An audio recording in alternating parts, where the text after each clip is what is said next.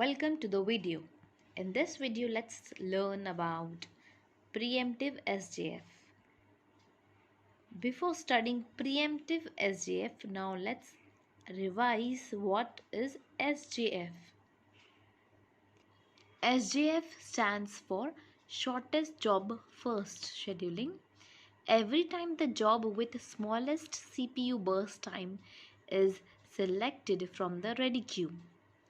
If the two processes having same CPU burst time, then FCFS algorithm is used. There are two types in this, non-preemptive and preemptive. In my previous video, I have already shared about SJF non-preemptive. In this video, let's understand preemptive SJF. What is meaning of preemptive? In this method,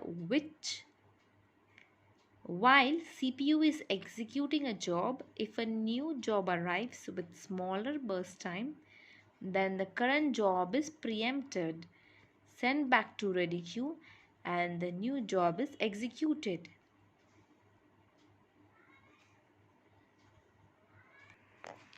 Let's solve this problem. Consider the following set of processes with CPU burst time given in milliseconds. So we have 5 processes. Burst time is given and arrival time is given. Question is, illustrate the execution of these processes using preemptive SJF. Calculate average turnaround time and average waiting time. So let's find solution for this. In the corner we'll write down the criteria. Burst time is the criteria and mode is preemptive. Now for this, let's draw the chart.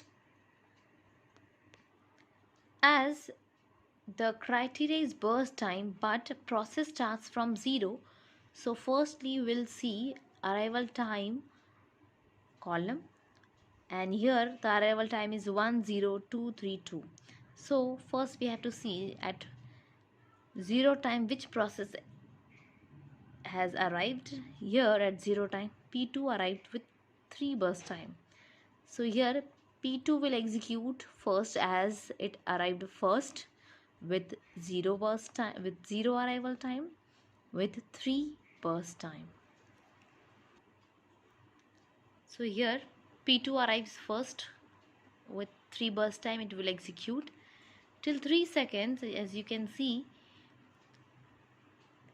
P1 arrives at 1, P3 arrives at 2, P4 arrives at 3, and last P5 arrives at 2.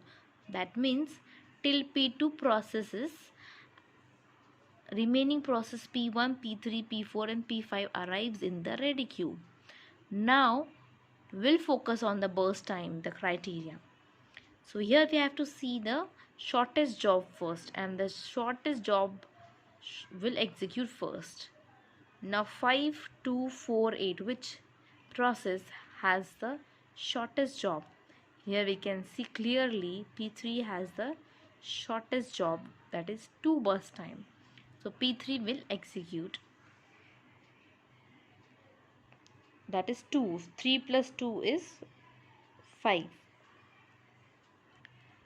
So P3 is completed. Now let's see the remaining process P1, P4 and P8, which is the smallest. Which process has smallest burst time? So it is P4 with 4 burst time. So P4 will execute next. So here P4 execute next with 4 burst time. That is 5 plus 4 is 9. Remaining process is P1 and P5. So short is P1 with 5 burst time. P1 execute next. So P1 with 5 burst time will execute, that is 9 plus 5 is 14. So all the processes are completed, only last process is remain, that is P5. So write down P5 with burst time 8. 14 plus 8 is 22. This is the solution chart for the preemptive SJF. Now let's find out the completion time for this. To find out completion time, Look at the chart from the back side, from the right side. P5 is 22, P1 14, P4 9, P3 5, and last P2 with 3. This is the completion time. Now let's find out the turnaround time.